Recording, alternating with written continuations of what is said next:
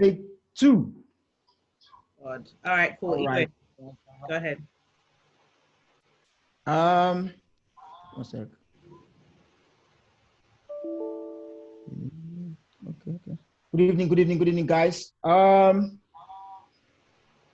topic today is, are Igbo stereotypes or generalization, are they true or are they harmful? Now, this topic, are they accurate or are they harmful? This topic arose from Nobu Igwe's tweet, which actually had a lot of backlash during the week. He tweeted a specific stereotype of Igbo women or Igbo females, and obviously that had a lot of backlash. So the question is, are these stereotypes true or are they harmful? Okay, so I'll give an example. So one of the tweets he wrote is that, and I'll just read it if anybody who didn't have a chance to read it. Igbo women are lazy, they don't like to work, they like to sit back and enjoy their husband's hard-earned money. They want to inherit their husband's property and then inherit their father's house as well, but do nothing but answer Oriaku. And then he continued, don't you dare, don't you dare. I saw that. I fucking saw that. I was touching my hair, you know my afro is... You were like, you're praying as if you agree with him. And but then... Can we put this in context though? Can we put this in, can I finish the tweet first, maybe? All right then, because you're saying it from your perspective, and let's say as it was a response to what I was saying. Big guy, wait, now I finish reading the tweets. Then some people haven't heard it already. This is what I'm saying. So people have a reference of what we're talking about. He then went on to say, see Yoruba women hardworking, building houses, and not really trying to fight for their father's house in Ibadan. When they want to make changes, they do, but Igbo women will come and make it seem like someone is holding them down. The Yoruba woman is a go-getter, breaking boundaries, doing new things every day, and she does not even need a law to back her. Just her belief and living on her terms. Guess what? They don't need anybody's permission. Every day you are seeking permission from your village to thrive in Lagos. Build a house and inherit it. Nobody from your village will come and take it. And a few more, but that was like the one that kind of got everybody heated initially. Who wants to go first before I start on this? I could say something. I think with the Igbo community, right? I think it's a sense of community. I think it's something that the Yorubas don't really like. They lack. So there's a sense of like responsibility, brotherhood. Everybody sort of like fits from everybody from the Igbo perspective. And I don't personally think there's anything wrong with chopping your husband's money, letting him fend for you, sitting in the house and putting your leg up. I don't mind. If my husband is going to do that for me, why not? Why would I suffer when he's really suffering for me and I just bump it in and, you know?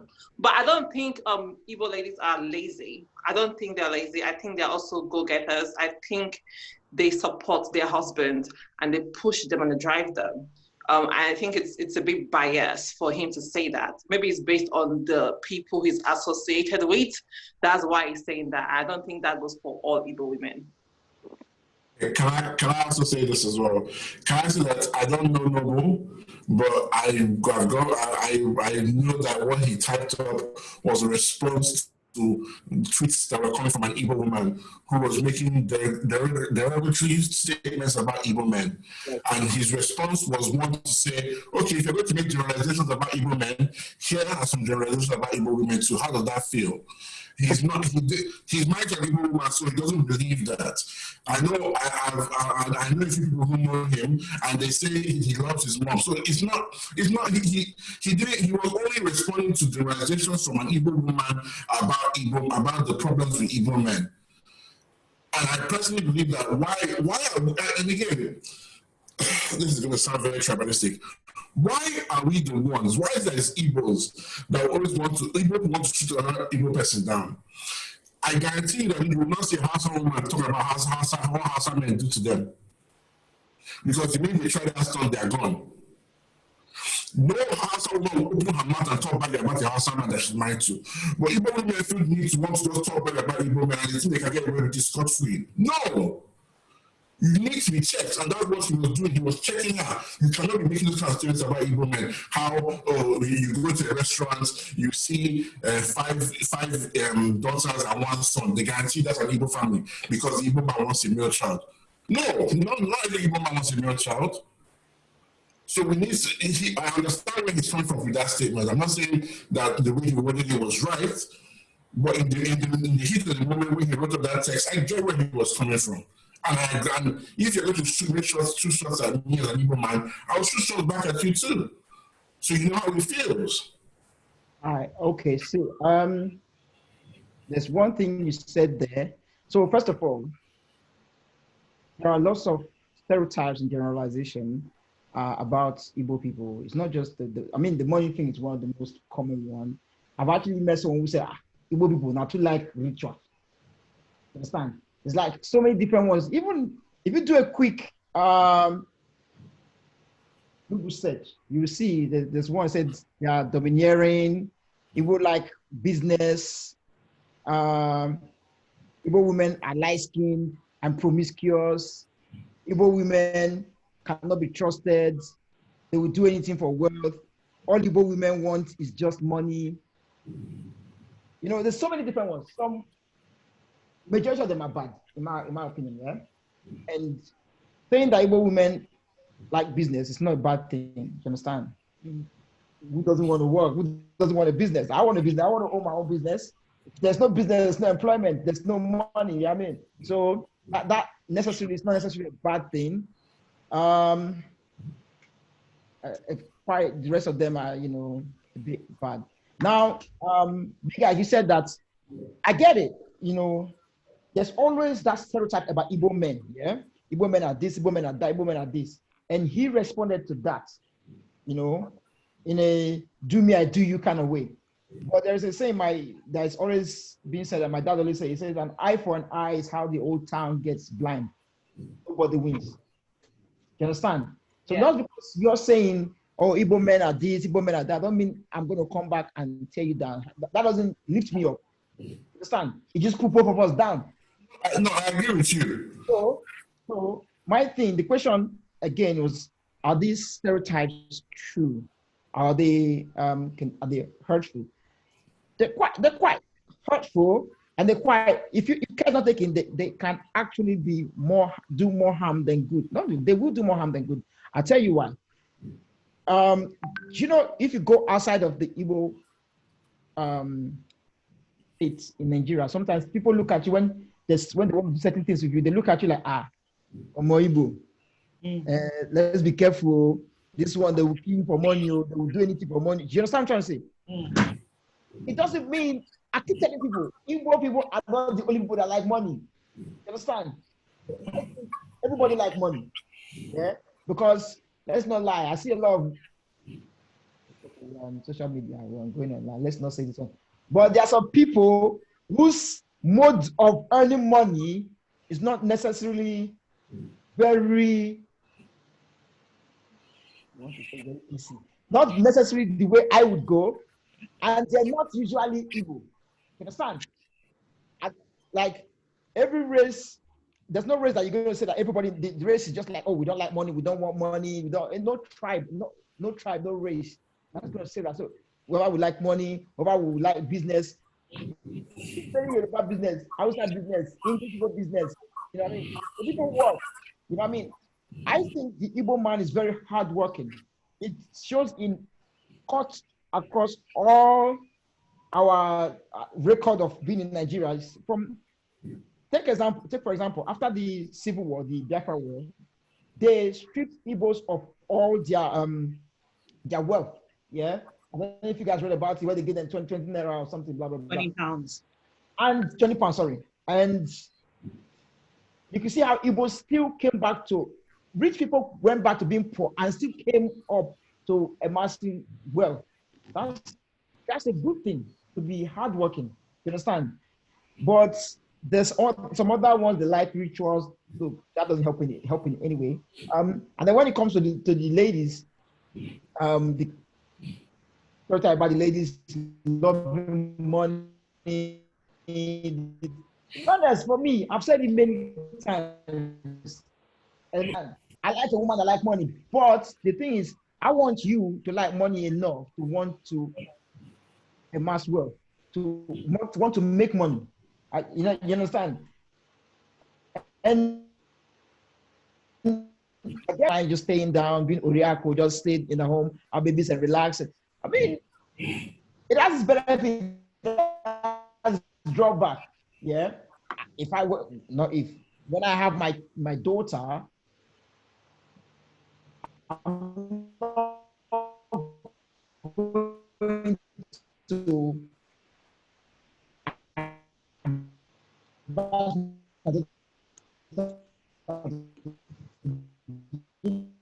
that because when a man people are seeing, yeah, you if when he dies, everybody will die. But if he dies before you, can you now take care of the home? Because a lot of and a very bad practice is back home. When a man dies, there's families, people can come and say, "Oh, this is our brother's property. We're going to take our brother's property." You know, a lot of times, let's not lie, the woman loses out. Yeah, and if the woman hasn't been working, hasn't been putting some one or two things in place, you know, for herself, at that time it becomes very difficult for her to kind of cope. I've seen it. Do you understand? And the third thing, you want to also, you can't put all the burden on your husband. Let me tell you, as much as it's difficult for a woman to make money, same way it's difficult, or even 10 times more difficult for a man in this being in the Western world. It's 10 times more difficult for a man to make money. I don't care what anybody about this argument. We don't want to go into it now, but trust me, it's 10 times more difficult for a man. So don't put all the burden on your man. You need to also be supportive of your man. You want your man to see you as an asset, not a liability. I keep saying this. Be an asset, not a liability. I always ask girls this, okay, besides having a child, because I can adopt a child, and I'm never against adopting a child. As a matter of fact, we're looking into that. Besides having a child, what can you give me? Why should I answer? Why should I date you? So you need to make yourself an asset, not just, oh, I want to come and because Onya, I told you about the girl I was talking to, and I asked her, so like, let me answer. Let me tell you the reason why you need somebody else. 1 second. I said, what's your plan for the future? And you know what she told me? She said, I'm a baby girl for life. She wants to be baby girl for life. What's baby girl? So what do I want my baby? I should baby for life. One thing you understand is that when it comes to you thinking you don't need a woman, you can adopt a child. That's not the whole point of companionship or a relationship or a marriage in a sense. You as one person, you can run fast, but with somebody else, you run far. And you want to run far, you want to make actually a greater impact when you have somebody there. Like most times you think like, oh, most of the things that happen within a marriage context is what happens in the room. Because that is where the two people talk. Like they've left everything and they talk. The man goes to his wife and asks her for advice. Like he tells her the things, the stress he sees, and she advises him. Like that's the role of a very, very good woman. Like why I keep on saying that, okay, I want to be a real, I don't mind staying at home. Yes, I've got 2 degrees, I've got all of that. If my husband say, Onyi, I would like you to stay at home and look after the kids. Look at how the world is going now. Kids are not being trained. You need the parents to be involved in their life to actually train your child. It is something we're losing in our generation. And if it's a sacrifice of my professionalism to be there for my child, while my husband fend for us financially, there is no problem. It's something it's the greatest gift I can give to myself, my husband, and my kids. Because I'm not going to let the world train my child. I won't let the street train my child. Because that's just, you see what's happening now. Just see. Yeah, that's my own 2 piece though. Yeah, okay, so 2 things. One thing, let me just make this clear. I never said all girls want to stay at home, don't bring anything. I'm asking you to tell me what you can bring besides having a child. You understand? That's why I asked them from the beginning, from the get-go. Because I don't want to jump in blindly and then go in and be like, oh my God, all this burden on me. That's how people just... You would run far. You would run far instead of fast. I get there, you will run far, but how? Show me. That's why I'm asking. So you show me. But if I ask you and you tell me, I just want to stay out. Look, there's one thing me telling you as my partner, like, I would like you to stay at home. Then it's honest, it's on me to go and make the money because I requested that's what I want. It's another thing you telling me that's what you want. If I tell you that I want you to stay at home, I cannot, in any case, come back and complain and say, oh, why is the burden all on me? However, if you tell me you want to stay at home, I have all the right to tell you why you're choosing to stay at home, and I go make the money. Do you understand? We live in a world where it's like it's hard to survive off just one salary. Yeah, let's not lie. Look, go and check it. The average salary in I'm going to use UK because that's where my adult life is. The average salary is £26,000 a year. What is £26,000 a year? £26,000 a year is like about a grand 500 or something a month after tax. Do you know the average cost of rent in London? A room in a shed apartment, not a full bedroom, a room in a shed apartment, average rent is £800. You pay your council tax. Let's say council tax bills, everything come up to like 400. You've actually spent 1,200 out of 1,500. Now you've got £300 for the whole month. So that's what I'm saying. You need to also put yourself in a place. Let's be practical. Let's be realistic. Put yourself in a place that I can look at you and be like, boom, she's the one. Look, you know how they say behind every successful man there's a woman. Yeah. I always say not every woman made a man successful. You have to show me that you can make me successful because I told you about your partner can be the difference between your success and your failure. You have a good partner, you'll be very successful. You have the wrong partner, and I'm not talking just a woman, I'm talking both men. You have the wrong partner, trust me, you will crash. But what makes a wrong partner though? That's the question. What do you classify as a wrong partner? When you have a wrong partner, you will know, trust me. You will know. It's not Zoom. They will not tell you on Zoom or IG Live. You will just know. Somebody says council tax alone is 150. Yeah, I can even pull up my council tax, even though it's direct debit. It's a lot. So you have to be able to kind of be realistic. So when it goes back to the stereotype, sometimes we need to, I wouldn't necessarily put the stereotype forward, but as a woman or as a person, don't exhibit certain stereotype. Do you understand? Because if you exhibit certain stereotype, people are not going to be wrong. They point finger at you using that stereotype like, oh, this person is into money, into rituals. If you're doing rituals and somebody says you're into rituals, then that's it. But if you're not into it, then you can, obviously, it takes educating people. Look what I'm doing. I'm not into this. A very good example. In the old days, there was a stereotype that said that Black people were the least intelligent of all races. Yeah, this came from a prominent scholar. Yeah, I forgot his name. What's this man's name? It's somebody that they quote a lot in books. However, it took Black people coming up and doing things for them to say, okay, hold on, this ain't true.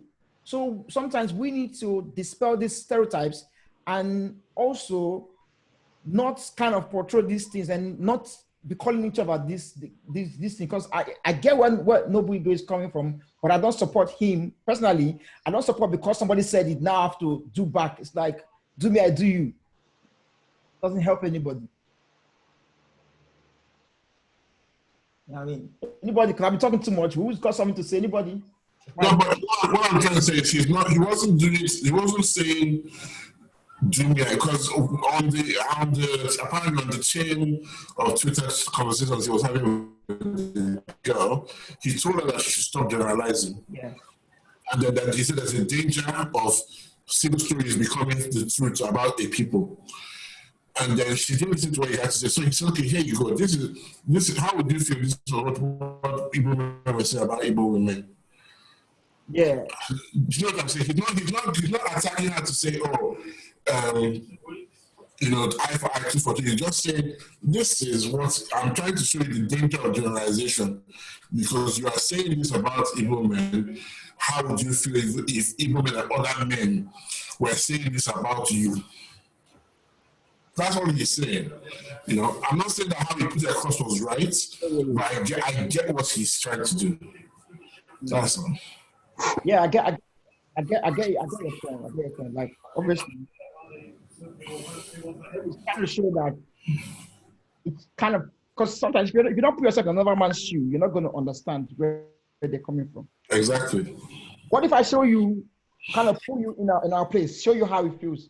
Because a lot of times I've heard people say, Igbo men, akagom, they're like this, they're very stingy. Listen, look, I will give you a very good example. Yeah? Somebody from Nigeria asked me for money to get married. I'm not married. Ask him how much is this? He told me to send him 1 million naira to get married. Yeah. I said, what? If I give, first of all, you are somebody's wife. This is a woman, by the way. You're about to become somebody's wife. So why is it me that's going to sponsor your marriage? I'm not even married. No, I can't give you 1 million. He said, I saw that they said, when I had too tight, I can't go. This, like, that doesn't make logical sense. Like, I'm not paying for anybody's wedding, isn't it? Like, I'm not going to waste my money. So that's a waste of money. But again, when people start to stereotype, like, oh, Igbo men, I can't go, this, that. The truth about the matter is this, I tell people this. Majority of girls who are really into you, majority, not all, would not feel comfortable asking you for money. I'm dead serious. Yeah. Majority of girls who are really genuinely into you will not really ask you for money. You understand? They will look at how you guys can build money, build up wealth. I mean, once they want, yeah, let's go out. But they will not feel comfortable saying, give me money, let me go and buy what is that Louis Vuitton, all those shoes that we cannot mention their name because they're too strong. Balenciaga, this one, that one. They will be thinking about how we can build together.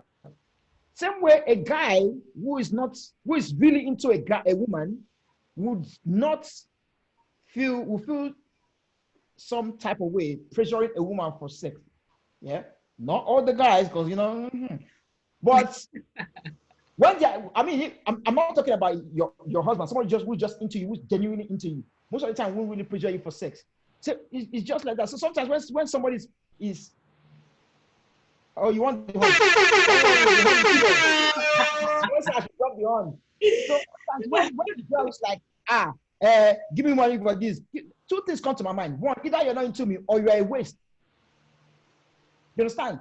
When you ask me for money, you just ask me to waste my money because I don't have unlimited funds. You just ask me to blow for what? How does that benefit my life?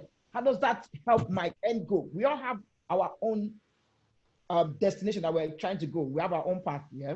But I know my eyes are focused on the price. That doesn't help it. That actually works against what I'm trying to achieve. So if it works against it, I'm sorry, I'm not going to do that. But then there's a stereotype like, oh yeah, if you do this, I can't do this. So let's just cut out the stereotype because to another person who doesn't have a tough skin, it might feel some type of way. You understand?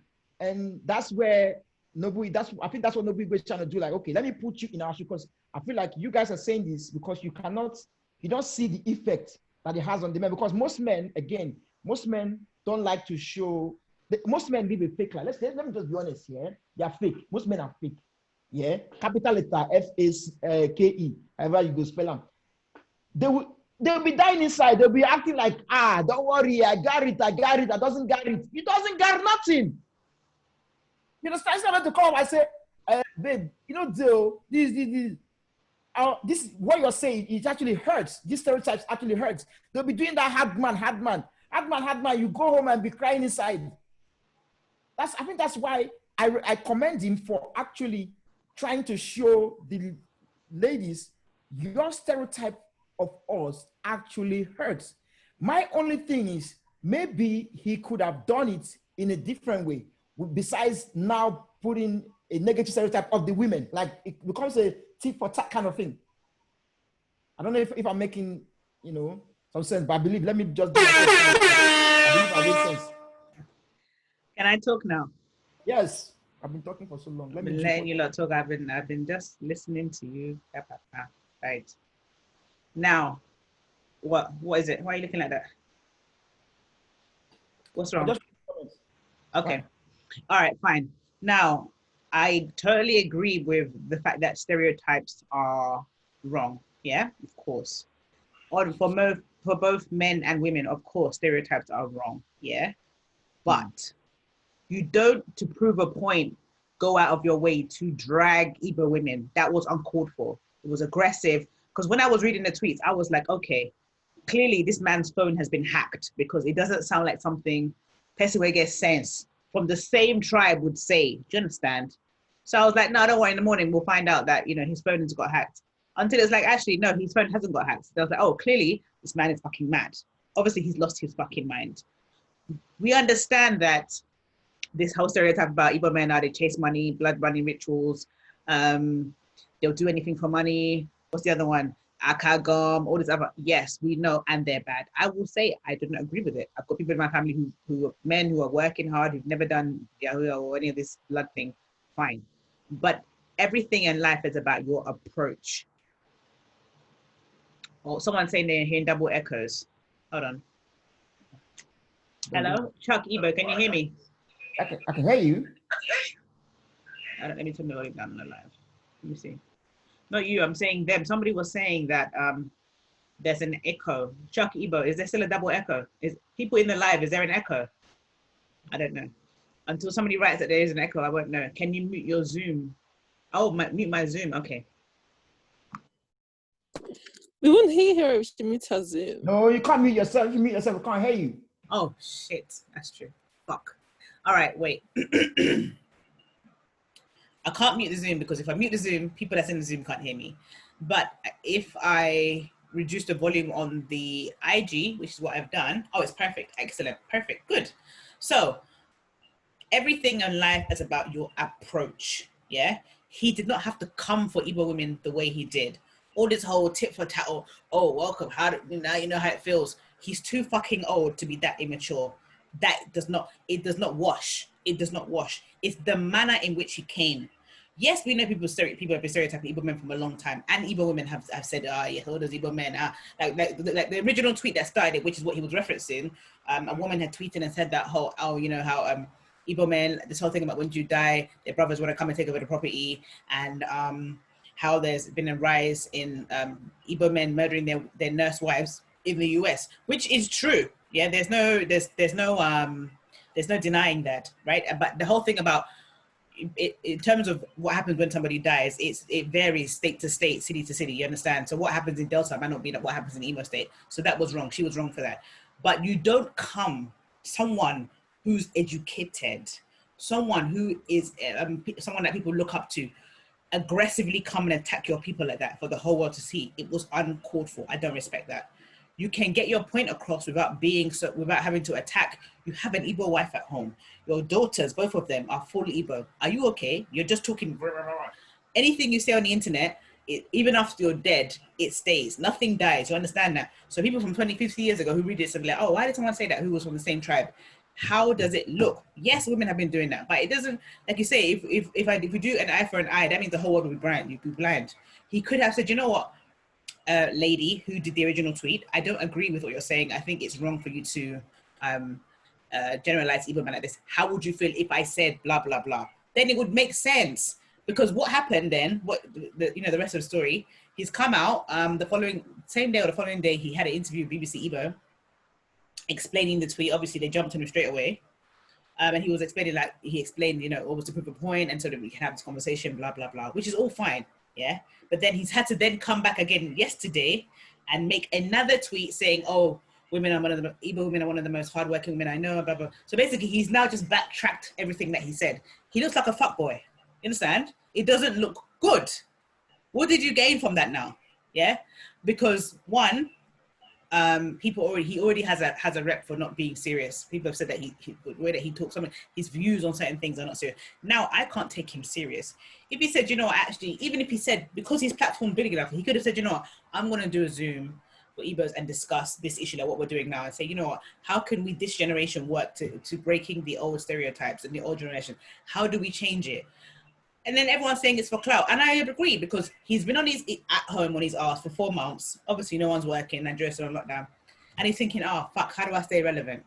Fuck it, let me just piss people off, see what happens. Immediately within 48 hours, he did an interview with my friend Natasha Lagos. BBC Lagos found him and tracked him down and made him do an interview discussing it live on their show. So probably he's gained maybe another 50k followers because of the controversy. If that's the case, he's doing it for clout. I have even less respect because you're doing it for your own personal gain. You are destroying your own tribe for personal gain. Why couldn't you have said, Igbo women now, this thing no good now. Kidoche, Guinea, let's do better, gentle, aggressive. I was like, man. Can I ask this though? Because I kind of picked up one thing from what he said, yeah. The way he put it, just playing white devil's advocate, the way he put it actually led to the conversation that needs to be had, which is part of what we're doing. If he had just said, well, lady, don't say it, Igbo women are not the Igbo men are not this. What if I said this? I'm sure this conversation would not happen. Let's be honest. Yeah. So I can see both sides. However, just like everybody said, and I've said, you said, Big Ike said, we cannot support, using a negative stereotype. Perhaps because, trust me, I'm sure he would have said it. For him to come up and say it like that, he probably would have said it a few times, like, oh, no, what you guys are saying is wrong. What you guys are saying is wrong. Nobody picked up on that. The minute he said, okay, Igbo women are this, spread like wildfire, giving him the platform to now actually say, okay, let's have the dialogue. Let's actually educate ourselves. It's like, you know how people that they do rap music, they say, oh, we want to do commercials so that we can come and send, we can draw them in and come and send message. I think that's kind of the way he went about it. Yeah, it's called clout, mate. It's called clout. That was obviously clout. But he needed to know three things. He needed to know, one, sometimes people are not going to see the second message. They're just going to see the first one, which is the first tweet. Igbo women are this, and they're going to run with it. 100%. Two, him saying it like that is not necessarily helping, by the clarification, it's not necessarily helping the already negative mindset they have or negative view people have. Can I say something? Someone mute there. Someone mute. And the third thing, third and the final thing, and then Big I can say, is that the way he actually put it, like stereotyping anybody or any group is never really a good thing, because regardless, say, whether you're going to stereotype by race, by gender, by religion, you are actually generalizing everybody. You're painting everybody with one brush. Now, it doesn't, like in a race or in a tribe or you're going to have people who are hardworking, who are lazy, who are good, who are bad, who are rich, who are poor. You're going to have everything, disabled, able, blah, blah, blah, whatever. So you can't really, so he could have actually addressed it differently by coming up with another way of putting it. Same message, but I could put it different, like, well, if he made it known to be like, well, you can't say Igbo men are this because it's a stereotype just like this for the Igbo women. Yeah. And then pushed for that discussion. I don't think he pushed for the discussion. I think he just put it there and said, okay, let me sit back and see what happens. Let's let it spread. So if he pushed for that discussion and said, okay, let's discuss, maybe that would have changed things a little bit. That's just my own thing. I think Big Guy wants to say something. Go on. Let me ask this question.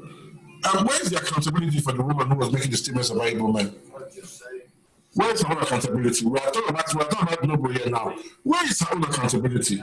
Secondly, we're saying nobody is doing anything for clout. What about the woman that has been making these statements about Igbo men for time? It's not for clout. It's not clout to do for two. We can't keep attacking the man here. This is my problem. We are always attacking the Igbo guy. Igbo guy is the one that is wrong. What about the woman that was making those statements? I'm not going to let us get that woman to be scot-free. Impossible. Is she mad? But what? I think Big Ike here, right? I think because Noble has a social presence. He's a influencer, an influencer. Exactly. So he needs to know better and do better, right?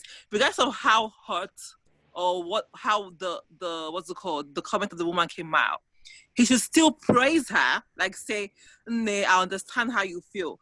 probably is something that most of our men do all the time. But let me educate you in the sense of whereby you're acknowledging her hurt, but you're also letting her know that it's not necessarily like that. You don't pass knowledge by ridiculing someone.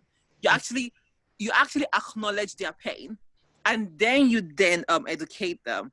Doing tick for tack doesn't work. It just adds more salt to the injury.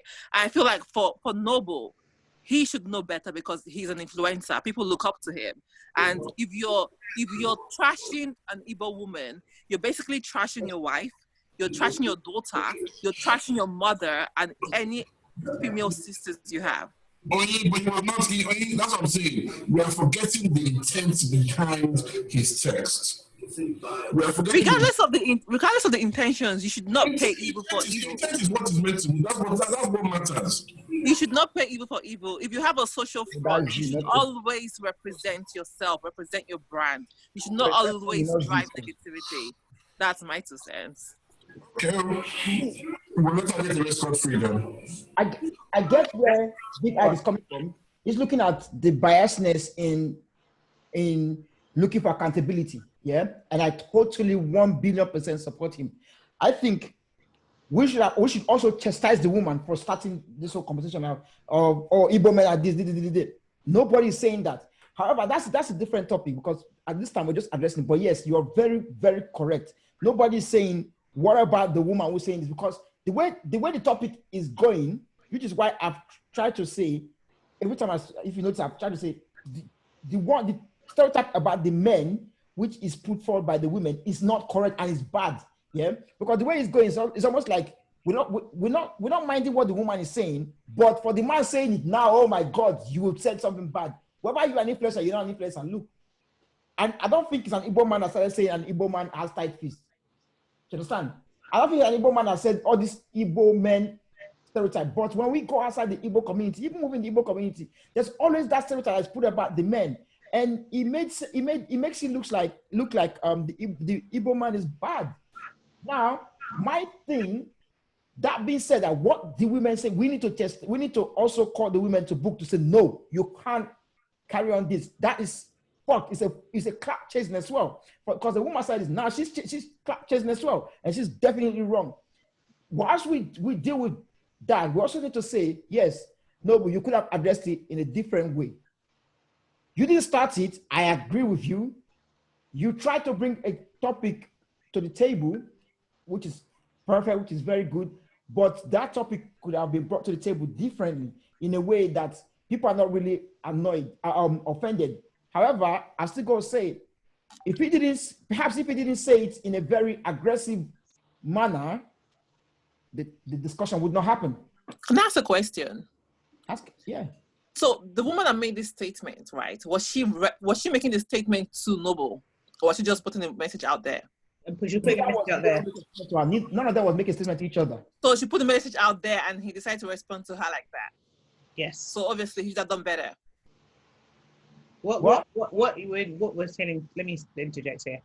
What we're failing to realize is, the woman made a statement, right, that actually did have elements of truth. Let's not lie, because she was speaking about, apart from forget the thing about the burial and all what happens when you die as a man in Igbo land. This recent spat in the last maybe 5 years of Igbo men bringing their wives over to America. They put the wife through nursing school. The wives become nurses, and for whatever reason, they get into a fight. The men have killed. You can Google this. I don't know why. Every single year, at least maybe 5 or 6 Igbo women are murdered by their husbands in America, either shot or whatever. And they just happen to be nurses. So I don't know if it's a thing where maybe women come over there, become a nurse, they get too big for their boots, and then they start misbehaving, but they've actually been murdered. So this is one of the bullet points that she raised. I'm not saying that other men don't kill their wives, or I'm not saying that, but she was talking particularly in regards to the Igbo community. Now, this woman, Ulama, whoever she is a no one. She's not that she's a no one, but she's not an influencer. She's just an ordinary person. Now, the person who has the bigger platform or influencer, or the ones who, when they say like celebrities need to take responsibility because people are looking up to them, that's what Noble should have done, rather than kind of repairing her own coin. Because no one's even talking about her. Why? Because she's not famous, she's not important, she's not an influencer, she has no brand. Noble has a brand to protect, yeah, and he also has his career, reputation, whatever, children, wife, all that to protect. He should have thought well in his response before responding that actually, you know what, if this goes sour, everyone's going to come for me because they don't know who this woman is. If it was a case of people going against someone like Kim Kardashian or someone famous, they'll come for Kardashian because she's the bigger celebrity, she's the bigger influencer. So he should have thought wisely about, okay, people are watching everything that happens on the internet, everyone watches everyone, nothing dies. My response to this is how people are going to judge me. Do you understand? Especially as an Igbo man, with all of that, he should have took the bigger what's the word? The higher what's the thing? He should have took the higher ground and said, you know what? Excuse me, ma'am, I don't agree with what you're saying because and then what he would have done, what would have been sick would have been show clips of where Igbo men are excelling. Screenshot, add it to the tweet. Like, actually, you're wrong. Igbo men are like this, blah, blah, blah, blah, whatever. I'm sorry if you had an unfortunate experience, blah.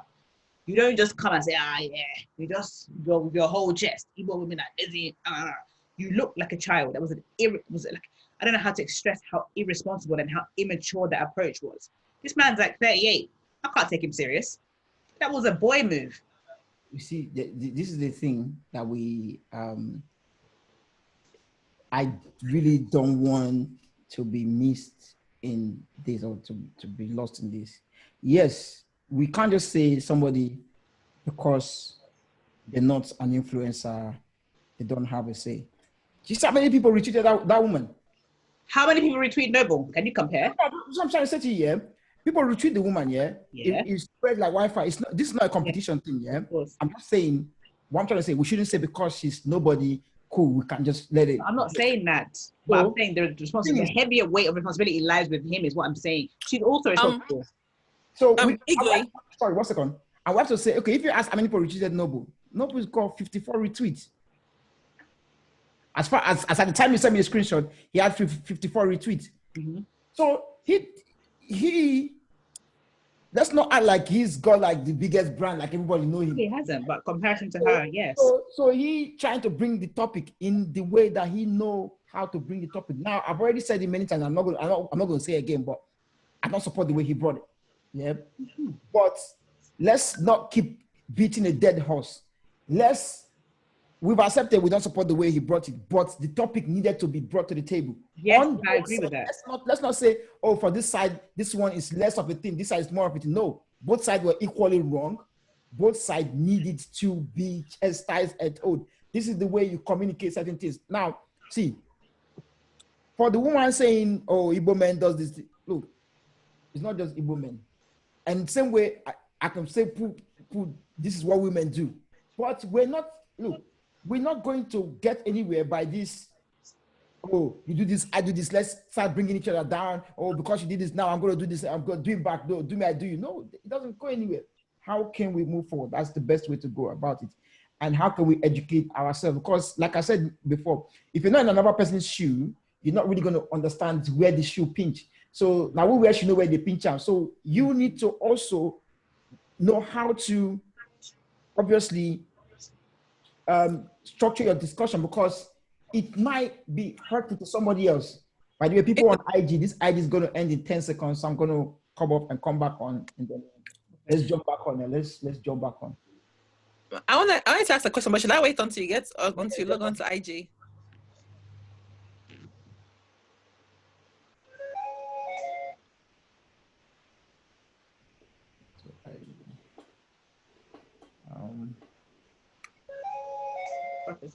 Next, let me just save this.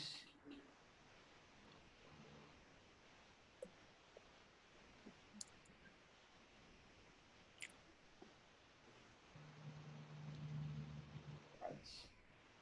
Checking connection. You are now live. Okay. Chief, you send me a request. I will. 1 second.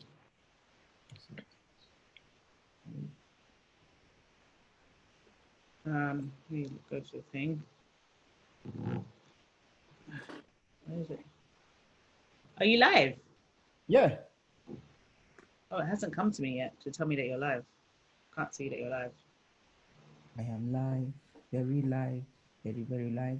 It said I'm very live. Funny. We are telling your followers that you are live. You have started a live video. Hold on. We are telling your followers. Tell them. Yeah, so it hasn't told me yet, so I can't click on you. Oh, maybe I just Google it. Let me just Just refresh your page, innit? Your homepage. Okay, yeah, okay, fine. Let me try that.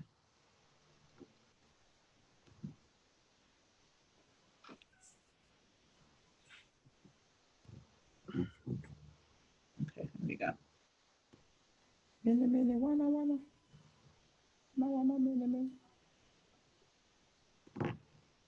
One person has joined. Okay, send request, view, go live, background. Where it's waiting for you to join live.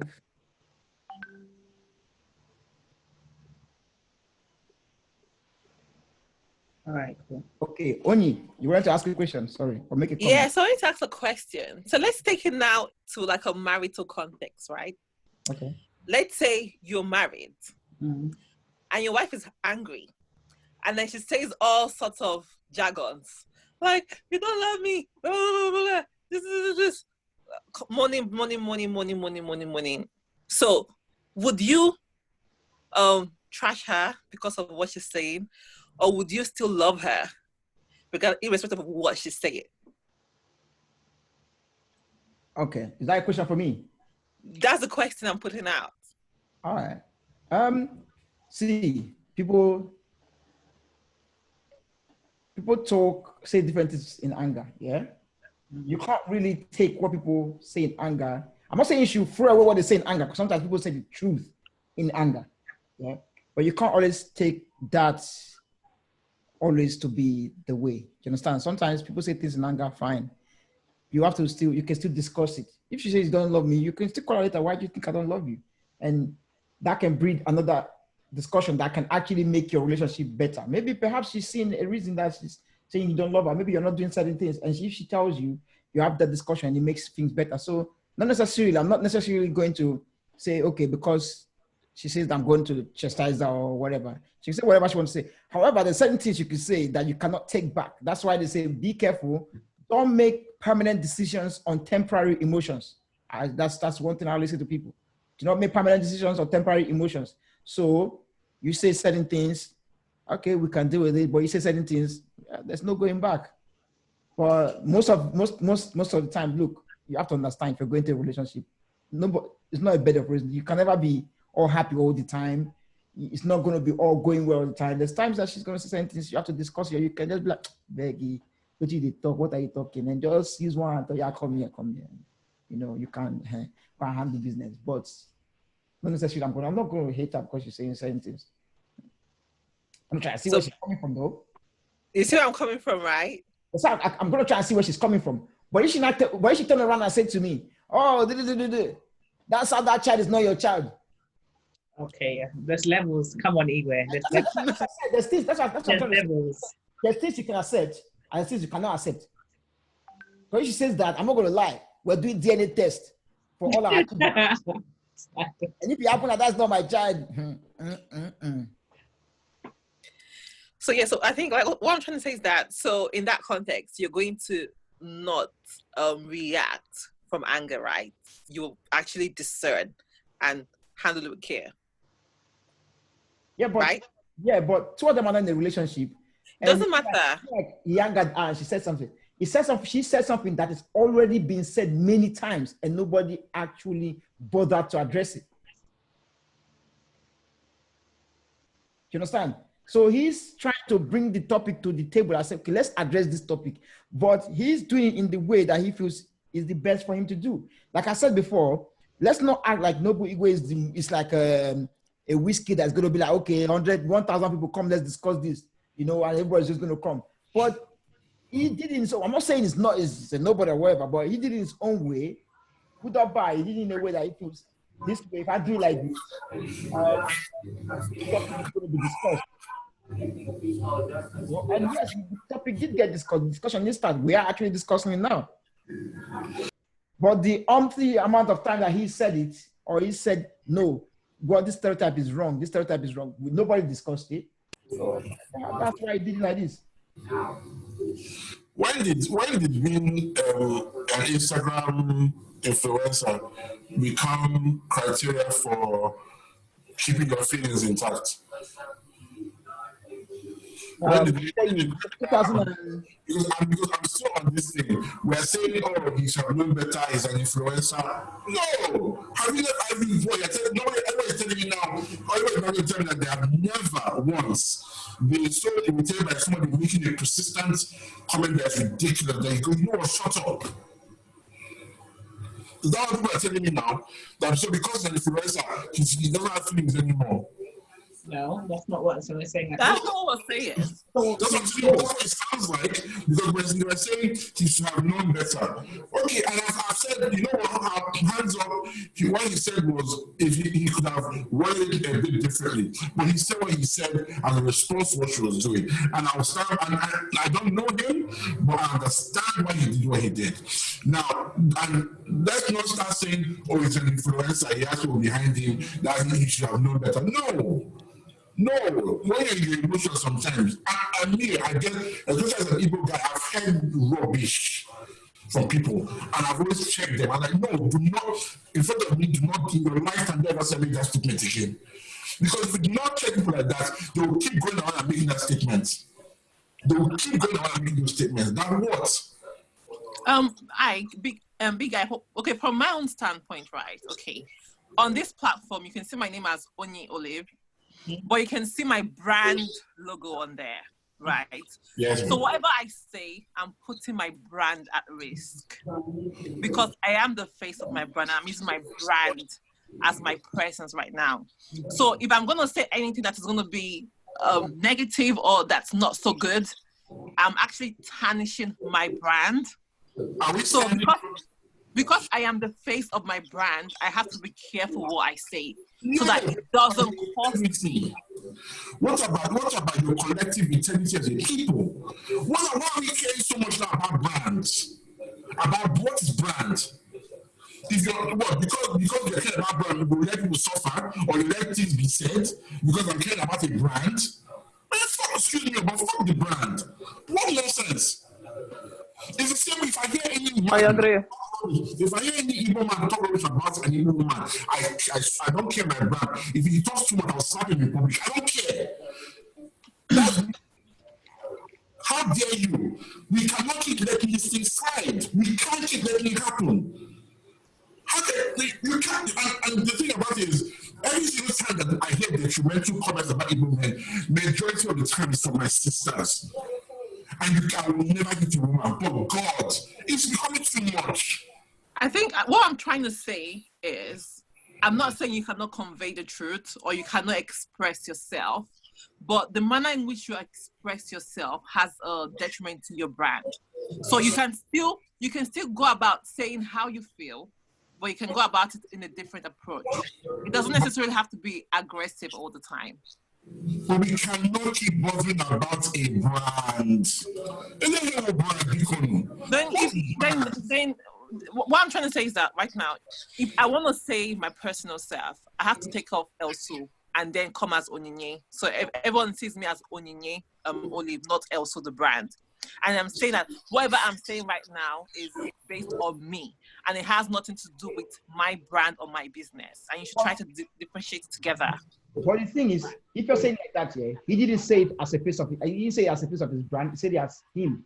His brand is 360 Group. He didn't say it as 360 Group. He said it as Noble Igwe, the man. If you're saying like that, yeah, he didn't say it as a face of it. He didn't say it as a face of it. There's a lag. Understand? He said it as a man. He didn't say as the brand. His brand is 360. Never said on behalf of 360 Group. I'm saying we are the one attributing to his brand. Yeah, I'm saying it's an influencer. Is this? But he's a man, and he had something to say, and he said it. Just like you say, you come up and say as Onyinye. I know him as Noble Igwe, not really his brand, because he has like a fashion centered thing that he uses himself for. So that's what I know, not necessarily his other businesses. If you get. Yeah, but I think I agree with Big Ike and DJ Igwe. I think it's a matter of integrity. It doesn't matter about the brand. It's not because you're let's say, somebody who doesn't have a business that you can just do whatever on social media. You're still publicly exposed.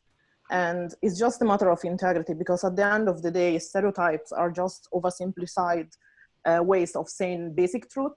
So it should never be acceptable. Although I understand she had more reason to that, but I think we shouldn't really think that it's justifiable just because she was a random girl. Okay. Should I talk or somebody else want to talk? Anybody got something to say?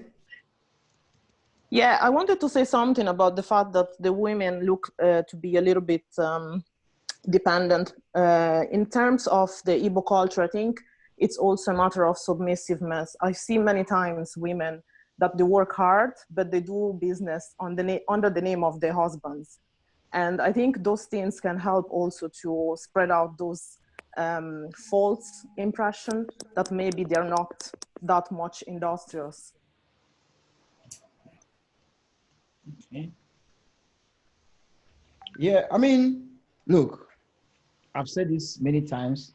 One of the biggest hustler I know in my entire life is my mother. Yeah. Yeah. If I start telling you, this compared to anybody, including my dad, my mom, my mom has done everything from when we're young. We to sell, those small ice cream, you put water and milk inside and look at tie, to selling water, to selling kerosene, to selling okrika, to selling baby clothes, adult clothes, chemist, clinic, Avon. What has she not done? She's done everything. You understand? So, as a woman, like nothing anybody can tell me that can tell me that Igbo women like they. No, but like I said before, we have lazy people in any tribe. Yeah, hardworking people, we have lazy people in any tribe. We have rich people, we have poor people in any tribe. We have good people, we have bad people in any tribe. So, pigeonholing one attribute to a specific tribe. No, I'm not on Zoom. You were in fucking Zoom. No, I have to mute him. Don't worry, I'm muting him. So pigeonholing one, attributing one stereotype to a specific tribe doesn't really make any sense, because you're making it like this is all these people are known for, or majority of people are known to be like this. That's a lie. Even when they say Igbo men are kagom, there's a lot of Igbo men who give to their women, who give freely. Go to London, even in London, because I will talk about London, that's what I know. Men are just there like, take women, this, do that. But sometimes you have to understand from the other person's perspective and say, okay, why is he doing this? You understand? Perhaps he has a reason. Like I said to you before, the girl that said I should give her money, I should help her sponsor their wedding. To me, it doesn't make sense. Doesn't make me, but you have to see from that point of view, from that person's point of view. So having the discussion is good. Initiating the discussion is excellent, but we need to now look at how we go about initiating that discussion. I don't know if it makes sense. So instead of attacking people, this goes for both the men and the women. Instead of attacking people, no, we don't need to antagonize anybody to bring a discussion. Raise a discussion. This is what I want to discuss. And even if you have just two people on that you discuss with, word of mouth spread like wildfire. Somebody who can tell somebody who can tell somebody. That's how you break down stereotypes. For example, just this recent Black Lives Matter march, I had a white person in my office. Yeah, in my office, that said to me, is it true that you black people do this? I'm like, yeah. That's like, I never actually thought about it like that. I never knew this is what you people go through. And this is somebody that is in her late 30s, like 38, 39. Like, I don't know. So the discussion is good to have the discussion, but we don't need to antagonize somebody in order to bring the discussion. Even though, let's be honest with ourselves, sometimes that's the only way they're going to give you that audience. But we just need to be ready for the blowback, I guess. There's one fine girl in this Zoom. She's turning me on. Igwe, it's okay now. I don't do that. Like, I'm not saying anything. That's anything. Igwe, not too bad. Huh? Give yourself trumpet now. You will not kick him. Abi? So anybody have anything to add to this? Yes. Ladies, let's hear from some ladies. So yeah, come on, let's hear this. Okay, should I go? Go. All right. I'm all for talking. I'm all for discussion. I'm all for. I'm very much an advocate for how do we change things for the better in our society, in our generation, for Igbos in general, which is one of the reasons why I even created this platform that we have. And I feel like it's very easy for everyone to point fingers at each other and be negative, like, oh, you know, you know, but that's not gaining anything. Like I feel like that's a waste of energy. This attacking one another, it's counterproductive, in my opinion. I feel like even if when the woman said that whatever, and he said to her, oh, you know what, let's have a proper conversation with me. I feel like a lot of people would have respected that and would have got involved. I would have got involved if I saw that. I would be like, what? And if he did a Zoom, I would have like, yeah, all right, cool.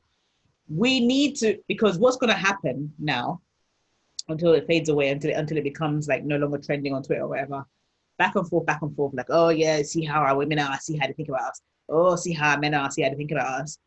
But nothing is actually changing in the interim. All the negative things all the stereotypes and generalizations that came up, no one is actually saying, how do we prove otherwise? How do we show a reflection that we are opposite of what's being portrayed here? We're not. All we're doing is comparing and being bitter. Do you understand? I feel like it feels like a waste of energy. Rather than us say, all right, you know what? This is what they've said about us. Let's show, let's prove. Like you read, like the argument you raised about how back in the day, many years ago, it was assumed that Black people were the most unintelligent people, a race of people, until we proved otherwise through, our, academic achievements, inventions, or whatever else. But that was the original narrative, Ali. So that's what needs to happen now.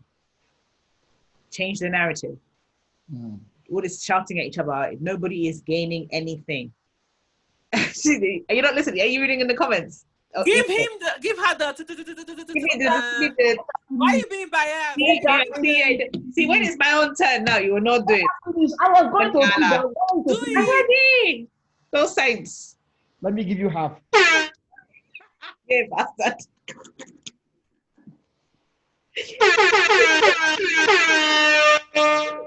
Anyway. Anyway, just give Chidima the button, because. Yeah, Chidima the button, because. I was waiting for her to finish. I didn't want to interrupt, but she was still going. And then just me give her. Let her finish. Let her land. Then I will give her. Just name tackling. For every little point that's that juicy, just add some Maggie on top. Anyway. What you do one full stop? Give me one. Okay, carry on. I will be interrupting. Carry on. Anyway, so down as us lot in our 30s, this generation, why don't we say, okay, you know what? Boom, like what we're doing right now. How do we showcase ways that are counter the negative stereotypes that are out? So for example, this week, I forgot her name, the woman, or was it last week, the Igbo girl who she's created a newer version of the Insibidi. You've heard of her, right? You know what Insibidi is? Hello, anyone? No one's answering now. Somebody should answer. Yeah, and then like, so she just done that. Huh, Ike? Huh? Anyway, so she's done that, and she's now a pioneer for this generation. Evidence of a woman that's not lazy, But this is what I mean. All the good things. Let's showcase the good things. Like fuck all the negative shit. Be showing more of the good things. Like that Philip Ezimile. The ninjas arrived. That's what I keep saying. We need to abstain from showcasing the negativity or the negative stereotype of us and our people, and just kind of look. Every place have bad people. They have bad stereotypes. Yeah, nobody's 100%. Nobody's perfect. But if we don't showcase the good side, people are the belief is always going to be like, oh, they're bad. They're this. They're that. You understand? Look, it's just like when white people say Black people are this, and Black people like, oh yeah, Black people are the most criminals. They're this, they're that. You think Black people do more crime? I had a discussion with somebody, And you know the person believe that Nigerians do the most fraud. I said, come, you are an idiot. You don't know anything. Go and hang around Chinese people and Turkish people. You will see that Nigerians, they have not even graduated to become learners. They are premature amateur of the amateur learners. And the Indians. If everybody keeps saying, oh, Nigerians are fraudsters, the idea or the belief out there is not going to be like, oh yeah, Nigerians are fraudsters. That's why if you keep enforcing negative stereotype, people are going to feel like that's what it is, this is you. But let's turn it and start enforcing positive stereotype. Positive things. Igbo men are very hardworking. Igbo women are very hardworking. We're very industrious. Yeah. We look after our women. We look after our men. We look after our family. You know, there's a lot of things that we could forward put out there. You understand? Because I think if either Igbo men or Igbo women were that bad, people wouldn't go for them. Nobody is going to open their eye and go for someone that they think is bad. You understand? So we need to obviously put forward this positive stereotype and push the discussion from the negative stereotype to the channel it to the positive stereotype, and how can we kind of enhance this view of our Exactly. See, I finished and I put it. Left to me, if I had my way, I would set up a group where if anybody talks bad about Igbo man or Igbo woman, will come to your house and knock on the door and ask you to explain yourself.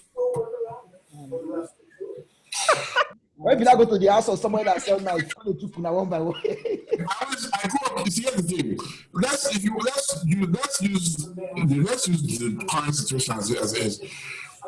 You hear how some people doing terrible things to young children, but not once will you see how some person stand up and talk bad about Hausa people. No, they will not try because they know. I'm telling you, the people will come to their house because they know that they cannot do it. Why is it us that opens our mouth? Talk. Why? And especially the ones who go and marry people, because I've tried that girl, how long they're simply able. Like, your line's cutting out. Can you not hear him? Hello?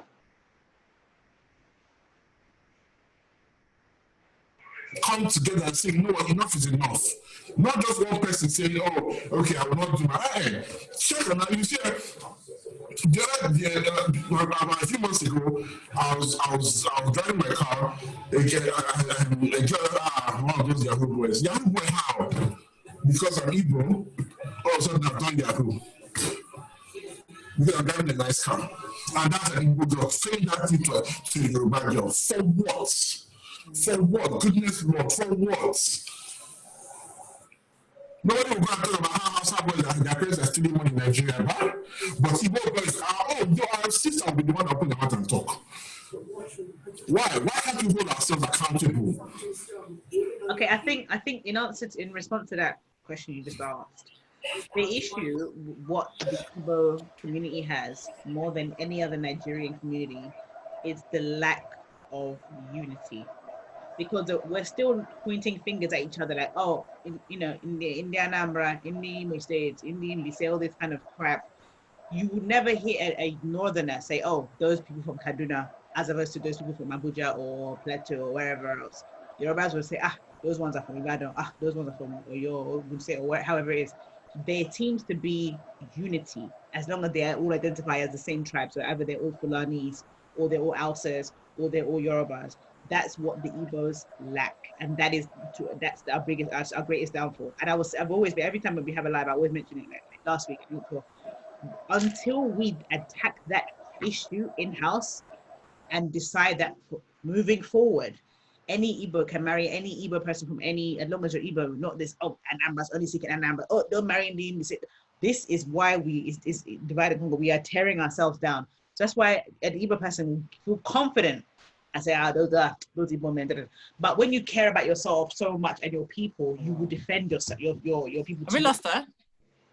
Our Zoom has frozen. Is it frozen? It's frozen, though. Oh shit! I didn't know. Hold on. Now, hey now. Hello. We can hear you now. We can hear you. Okay, perfect. So I'm saying until we accept each other, regardless of which part of Igbo you come from, this kind of thing is going to continue because we are still pointing fingers at ourselves in the same house. You understand? We need to come together as one unit and say, okay, you know what? Igbo is Igbo. Finish. You feel me? This is not what. How do you stop it? Because they're still looking at you. Let's say when they get married now. Oh, Achomonya Anambra. Oh, Achomonya River. And the fact is, we're still denying the other Igbos as well. But that's a separate argument. In the rivers side of Igbo, and the what's the other one again? The Ebony. The rivers and the Ebony, that's a separate. Why don't we acknowledge those people? Like, what is that about? What is it? If you watch a song or a movie where they're speaking those languages, you can pick up some words. So clearly they're speaking something that I understand, which clearly means that they're Igbo. Why do we not accept those people? I won the rivers. What is it? What is that? This question go way Can I back. say something about that? Okay, go. Because I do agree. Yeah, I do agree with you, Chichi. But at the same time, Igbo culture was very decentralized, even back in the days before colonization. So I don't think it's easy for us to look at us as one group. What maybe we can look into is trying to have that level of understanding, in the sense that we know that we are different, but at the same time, we kind of enjoy each other. But I don't think it will be realistic to think that Igbo will just look at ourselves as one individual ethnic group, because that was not the case before. Yeah, you get my point? And I agree with you, but this is what we need to do now. It's a new form of strategy. You know, they say strength in numbers. Imagine if every single Igbo state, so the original 5 plus your rivers and your Ebonyi, came together as one unit. Oh my God, fuck shit up. They will fuck shit up because it's about numbers, and that's what the Fulani have over us, because they're obviously the most populous tribe in the country. So if they wanted to come and do an attack on the rest of the country, they would have a better chance because there's more of them. This is what I'm trying to say. So I understand what you're saying in the sense of, obviously, until like maybe the next parent generation die out. I'm not saying I want none of his parents to die, but I'm saying that older people need to kind of just go somewhere, just chill out, and let us lot decide how we want to lead moving forward. All of these things are just falling on deaf ears. These are still going to be the same argument because we're still not looking at each other as a team, a unit. It's not that unrealistic if we speak the same language, we eat the same food, the same traditional rights. I can understand a Rivers person. I can understand an Ibonyi person. They have the same names as us. Like, I don't understand what the disparity is between them and us. Why they're saying, oh, no, they're not real Igbos. What does that mean? What does it mean? Remember, Abia wasn't there before. Now we have Abia State, which is also still a problem. But we understand they speak the same language. So that's what, for me, that's what doesn't make sense. What do you have to be a I think it's because each individual group within the Igbo tribe wants to defend their sense of heritage. So they feel that if they accept the other culture, they kind of give up their own identity. Do you get my point? So it's very complex. I don't think it's a matter of not being understanding as if we don't think that we are similar. I think it's just that instinct of wanting to protect their own personal identity within their little local area, because that's the way it used to be back in the days. So I think what happens now, we look at the ethnic group as big chunk, in the sense that we have the Yoruba, we have the Hausa, we have the Igbo. But within the Igbo, there are still individual ethnic group as well. You know what I mean? I don't think they're going to lose their heritage or culture if we are all one collective things. Everyone has their own different, dialects, different traditions, different food. Like, it's not all part of Anambra that eats, ofako. It's not everybody that eats ofako in the whole of Igbo place, right? Most people learned about it from a specific town in an Anambra State place. So I don't think there's anything wrong us coming together as one and still being our own unique self as we're still together. I think it serves more purpose if we come together than if we're segregated. That was correct. You know you're frozen, right? How am I frozen? But you can hear me, Abby? You're back on. Yeah, we can hear you back. We can hear you now. Okay. So, see this thing. Going back to the original this thing about the stereotype here. Now, I think sometimes I think about the stereotype here. It's like this: having self-respect, yeah, or lacking self-respect actually breeds certain stereotype. Because if you respect yourself and you see the person as same person as your people, same as like I see, for example, You're frozen on the Zoom, bro. I've got a dick, I've got a dick, you got a pussy, you got boobs, I don't have boobs. That that's the only difference. It doesn't make you less of a being than I am. So once you start to see like that and see that we are individuals, but as a collective, we are actually hardworking and we are shedding more for positive, we have more positive than negative, then we can move forward. But as long as we keep having this lack of self-respect and this whole negative views to our own self, our own people, because we want to say Igbo people, sometimes some generalizations, not like Anambra people. Yes, there's that micro generalization, but the main one, the major one, which is like the one that blanket like Igbo boys are this, Igbo girls are this, Igbo men are this, Igbo women are this. That one is, to me, is it comes from you not having having an inferiority complex on yourself or your people. Basically, you're not seeing your people to be like, you guys are like winners, kings, queens, whatever.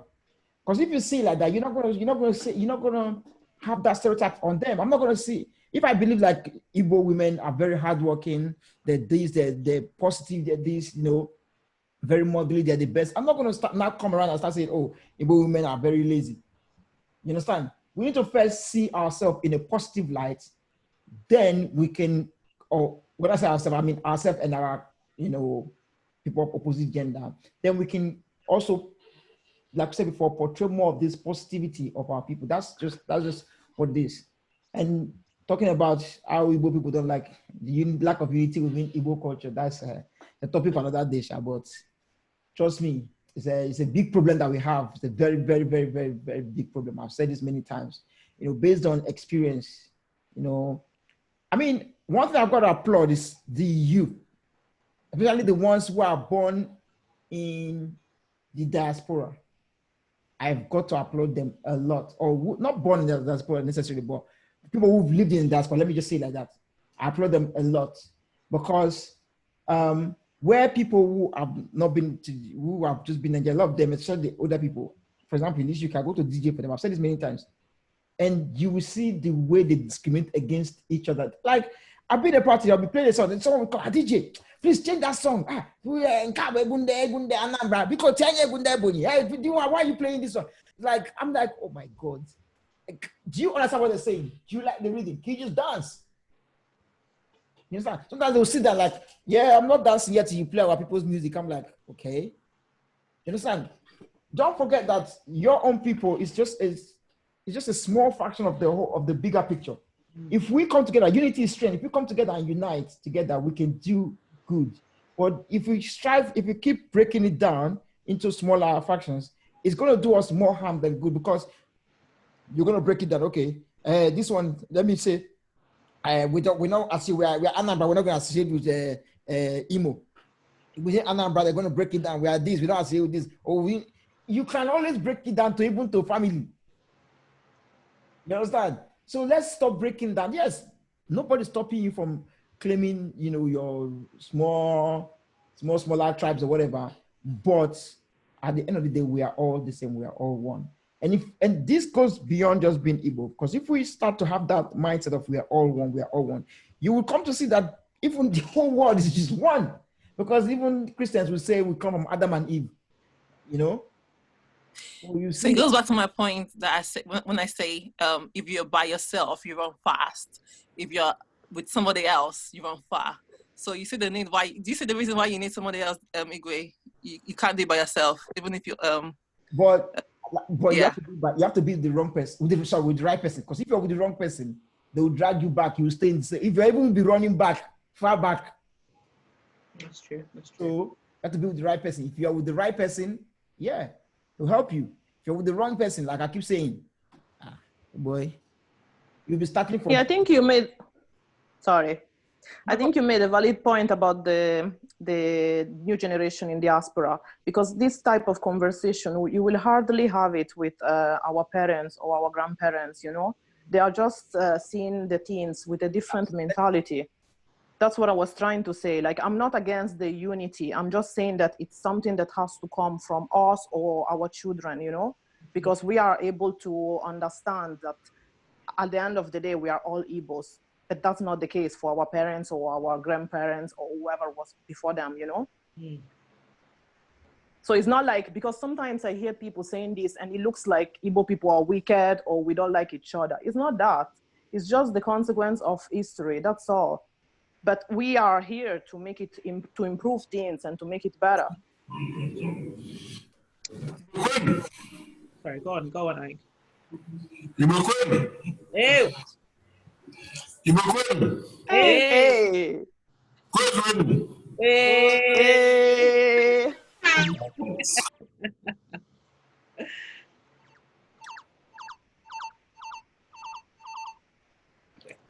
I think you just came to hail us.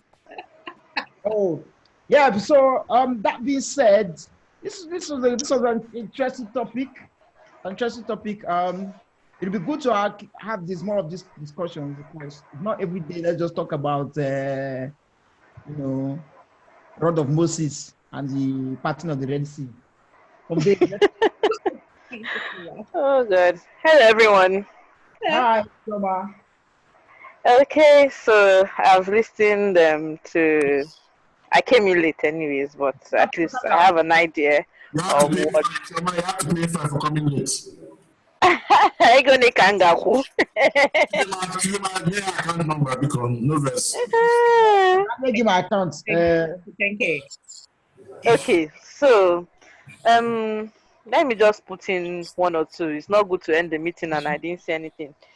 From my little observation as regards stereotypes, you see people from Delta State, you see people from River State and Ebonyi State. For some reasons, I do not know why. I don't know what has been psyched into them or what they've been told as regards their cultural heritage and all whatnot. But they do not even want to associate with you from Imo, Enugu, or Abia.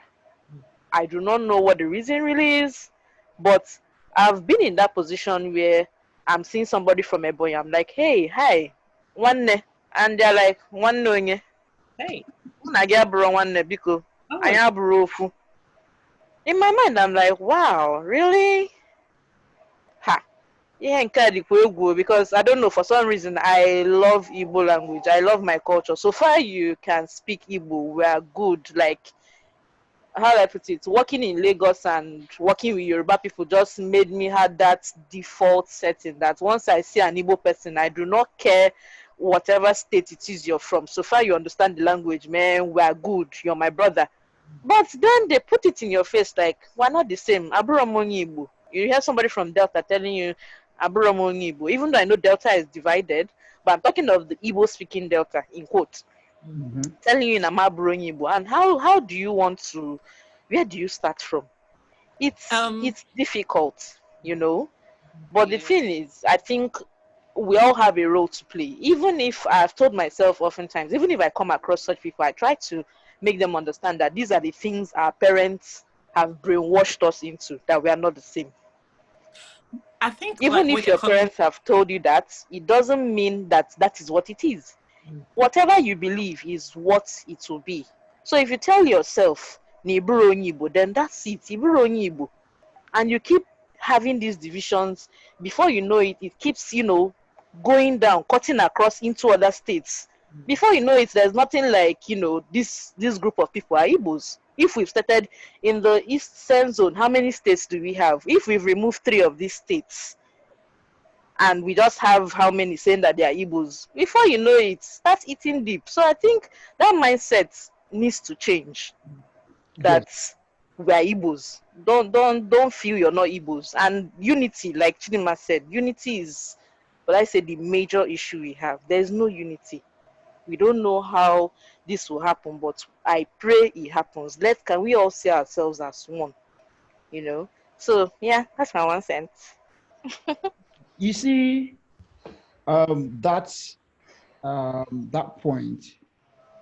It's actually an interesting point. Just to give you a bit of a background, I'm Deltan from Delta State. Now I agree where you're coming from, but there are, I would say, 2 or 3 reasons why some Deltans kind of feel that way. One, 2 or 3 reasons why make Deltans kind of see like that. One, lack of education. I'm not saying they didn't go to school. Don't get, let me say, education is not just going to school. Education of the history of your people, we didn't document all these things. So people don't see themselves like they came from certain place. Do you understand? Like, I remember people are saying, my people came from Edo. And I'm like, how? Do you understand?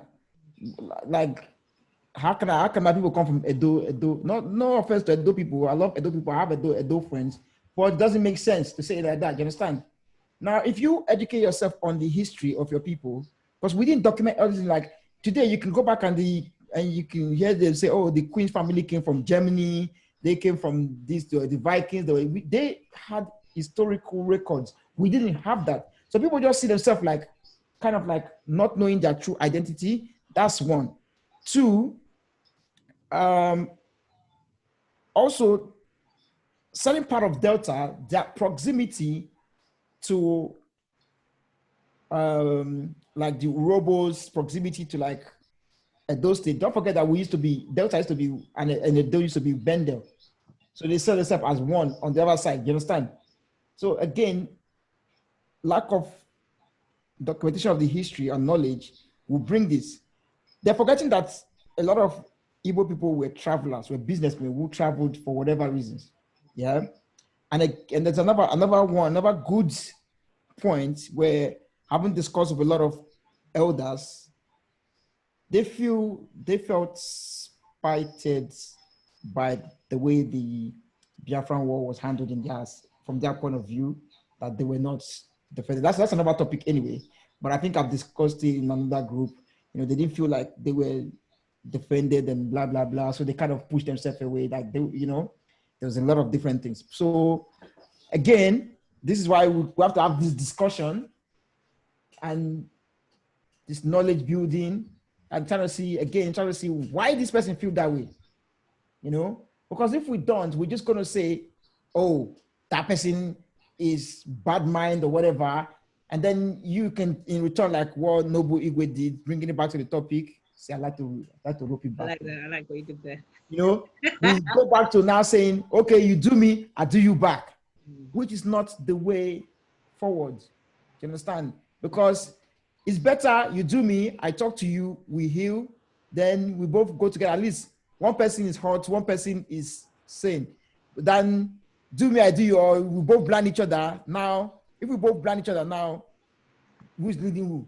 But if I blind you and then you talk to me, why you blind me, and I apologize to you, and then we can both, okay, one blind person and one non-blind person that can lead the blind person to success or to paradise. But if we're both blind, we're just going to be revolving door and wasting ourselves. That's what I'm saying. So the discussion, the knowledge need to be obviously put together, and the discussion need to be had. But we need to be careful how we initiate this discussion. You know, we need to be able to initiate discussion without hurting the other person's feeling, because we need to put ourselves in their shoes as well sometimes and say, okay, if I say like this, it's just thinking before you speak anyway. If I say like this, how do they feel? How would this affect them? I get it. Sometimes people want to do things for shock value, you know, but sometimes in the midst of trying to do things for shock value, people might miss one, the message you're trying to send. Two, why you're doing it for shock value. People are look at it like today, they're looking at it like he's not doing it to have the discussion. Nobody going into it. He only did it for clout. He did it for clout. It was clout chasing. But perhaps given, because I have to go by his explanation, he said, I wanted the discussion to be had. Nobody's having the discussion, but at least now that I said it, we're at the table, which is a good thing. But again, you need to understand that sometimes you say like that, the message might be lost. They might even shoot the messenger before the messenger can relay the message. You know, so let's be mindful. Wait, before somebody speak. Oh, that guy is too much. You're not serious. I like how you're praising yourself. You dare not. Oh Lord. Okay. No, I feel like this was a good discussion. I feel like I think we learned a lot.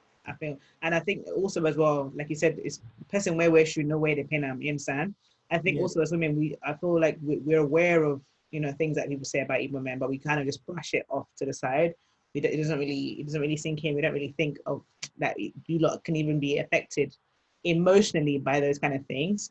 But obviously now we know that it's hurtful. I think women moving forward will be more mindful about what they say and say, we don't want we don't want our men to be unhappy. We still want our men, because clearly that's why this Igbo dating thing is a thing.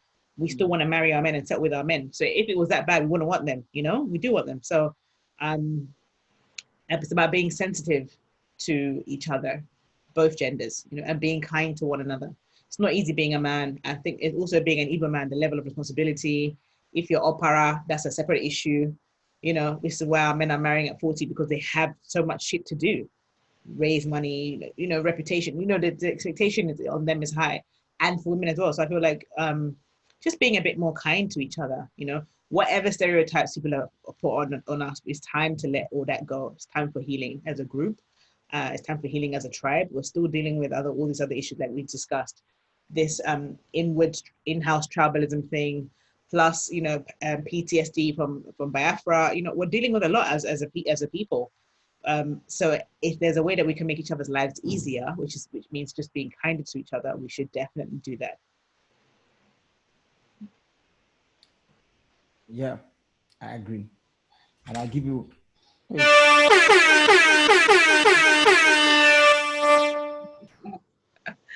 Anyway, all right. Well, if anybody hasn't got anything else to say, I will wrap this up. Make everybody go to their bed. Anybody? Anybody has any final thoughts? Any final thoughts? Any final?